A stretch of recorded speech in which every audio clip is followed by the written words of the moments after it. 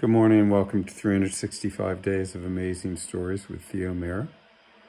Here we are on day 257.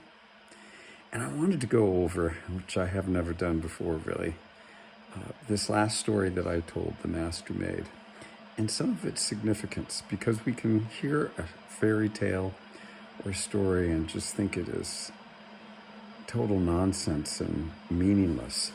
And I think this is probably what a lot of people think about fairy tales, especially these days where everything has become so real and the deeper meanings of all things seem to stay in a mysterious, unrevealed state. We always have to look far beneath the surface to understand what's really going on, even inside ourselves. We react, we respond. Where do these reactions and responses come from? Where do our actions come from? What is the prime stimulator for everything that we do and think? Anyway, we start off the story, as is often the case, with the son of a king or a daughter of a king. So there's some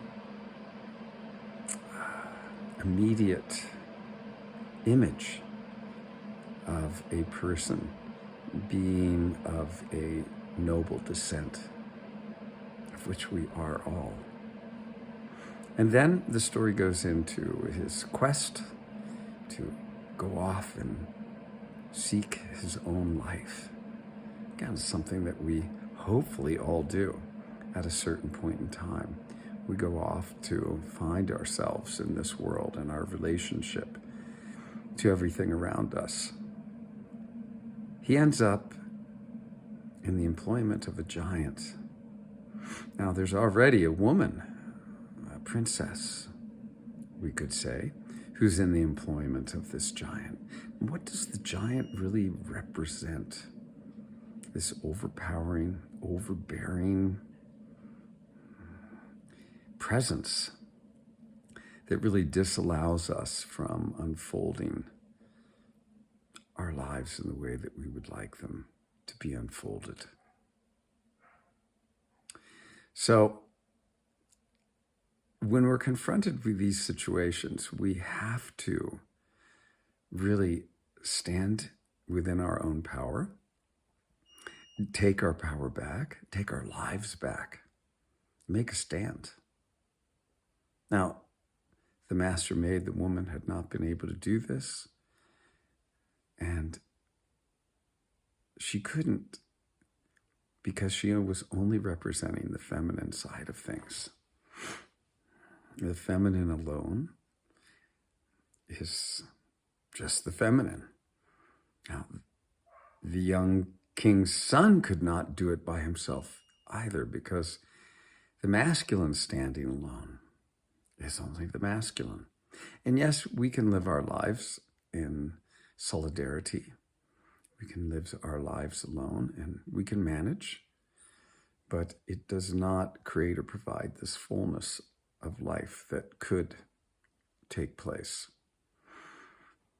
The two of them standing together are able to get themselves out of the situation, flee, get out of the midst of the giant, get out of a situation that didn't work for them. Now, we can, within ourselves, develop both the masculine and feminine and stand in that way in the world, of course. So from there, what happens? We see the unfolding of the masculine and the feminine. The feminine, attempting in every way, in a, gentle way, to keep or avert danger. And the masculine being like, no, I've got this covered. Let me go and take care of this. I've got it covered. And we can see, again, this misalignment taking place. And how often do we see when we get into that masculine energy too much that we're not being sensitive to the entire situation. We're not listening fully. we're off in our own little world. And in doing so, we can create misery and we forget what is truly important to us. Now, the gold gilding of the house, I mean, that's a wonderful thing as well. What do we think of when we think of gold? Wealth, value, purity, gleaming, glittering, light-filled. So now, we can also have very negative connotations about gold. Gold has created huge problems for many, many people throughout history. But here we have a gold-gilded house. She brings gold dust with her. She brings magic with her, with which she can transform the world from a state of uncleanliness to a state of purity. So this is, again, our ability. We have this ability within ourselves to transform the world around us by bringing in that quality of gold, let's say, that quality of abundance, that quality of glittering, shining, golden magic. If we can do that, we can transform things. And our master maid did so. And she also, remember, reawakened the youth after he had fallen out of his memory, forgotten what was important. He'd forgotten what was important to him and was going down a path that wasn't going to fulfill him. And again, the feminine comes in and re-guides his his lostness. How was he reawakened? By golden chickens.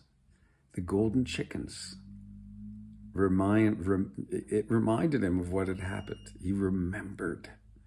In the same way, we need to be jolted out of our illusion and back into the memory of our purity, the memory of what's important to us. Sometimes it takes really harsh and unpleasant situations to do so. But in the end, here they found each other again. They recommitted to what they had, and probably in a way that was much bigger than it would have been had the hardship not been there to begin with. Okay, so that's that, and hope you enjoyed.